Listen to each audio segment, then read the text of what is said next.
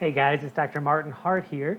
I wanted to continue our videocast series on the seasons and how they relate to our healing. So, as springtime approaches and we're right in the midst of it now, what a great time to talk about spring, right? Okay, so what does spring look like for us for healing from a metaphorical standpoint, maybe a little bit from Chinese medicine, and how can you apply that to your healing? Well, number one, just from a metaphorical standpoint, we look at spring and we see everything starting to open up and we see it beginning to blossom. We see new life. We see things emerge that weren't there before or had been dormant before. Okay, and so that's the time in our lives to begin to look inside for things that have been dormant, for things that haven't been there to blossom. So if we're looking to bring out new levels of creativity in ourselves, the springtime is the time to do that.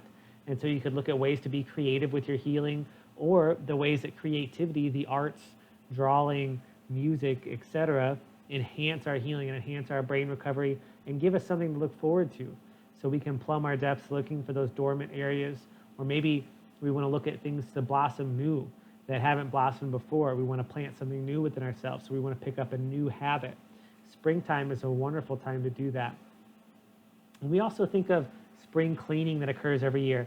Now, this is not the same type of cleaning I discussed with the autumn, where we're getting things cleaned out so we can get ready to go within and hunker down. This is more of a making way for the new blossom, okay? Not a preparing to go within, but a making way for new blossoming. So it's more of like we want to get rid of the stuff that we don't need, but it's more, which is important, but it's more of a re-energizing, revitalizing our garden bed, if you will. So in the spring, you clean up the garden bed, right? You pull out all the dead leaves and any plants that don't belong. You re-neutralize the soil and you get it ready to plant the flowers, to plant your garden. The same is what you want to do with spring cleaning. You're clearing the stuff that prevents you from allowing new blossoms to happen, and you're preparing for those new blossoms to happen by adding things that need to be added in. So the same way with your healing, you want to make sure that you've prepared the ground, if you will, for healing to occur. So you want to look at things that are very foundational in the spring. Have you looked at your gut environment, for instance, and your probiota and your microflora? Very foundational. Have you looked at something like making sure you're getting the basics of nutrients in that you need from your diet? So look again at your diet for a foundational aspect. You want to look at your emotional health for a foundational aspect. You might look at your water. You might look at other foundational things would be like your fatty acids ratios. Are you getting in enough omega-3 fatty acids or essential fatty acids? So just very basic things that might not specifically deal with any one problem you're having or dysfunction you're having, but they lay the groundwork, okay, for a foundation. So the springtime is a really good time to lay that groundwork for healing. And then we can start to plant slowly and nurture new things at a time that we want to add in. So springtime is a good time to begin to do that, to begin to look at new ventures and to let them begin to blossom, okay? In Chinese medicine, the springtime relates to the wood element, okay? The wood element is about sturdiness. It's about building, right? And so we're building things with the wood element. What organs are associated with the wood element? Well, that would be the liver and gallbladder. So from a functional Western standpoint, the liver and gallbladder's job is to clean things out, right? The liver breaks it down, it detoxifies, and then the gallbladder expels that to be released in the bile. And the bile has multiple functions, but it's a cleaning. You know, the bile is a detergent, it's a cleansing, it's a detoxifier, it's creating the toxins for us to release those, and it's helping us digest. So it's breaking down and renewing so that we can build up, right? That's what those organs are doing for us.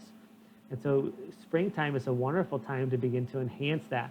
It's a great time to start a detoxification program to clean your system out, to support and nourish your liver and gallbladder. Spring is the time to do that and begin those protocols, okay? The other thing that wood does for us is it can fuel our fire element. Now, we're not saying now's not the time to really launch into the full-on fire type gung-ho energy, but it's preparing for that. We're laying the groundwork. We're getting the energy cultivated for that to happen. That's what springtime is about for us, okay? So we really want to support that. And the other thing that the liver and gallbladder do from a Chinese medicine perspective is they store and manage the flow of our energy.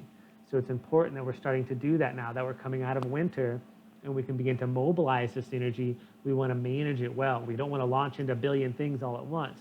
So for springtime, from more of like a mental organizational standpoint, don't suddenly launch into 15 activities. Now, of course, that's harder in 2020 with everything going on, but at the same time, that's a way for us to say, okay, this is really what that's supposed to look like. We're supposed to get into things slowly as we're laying the groundwork, and things will pick up speed in the next season.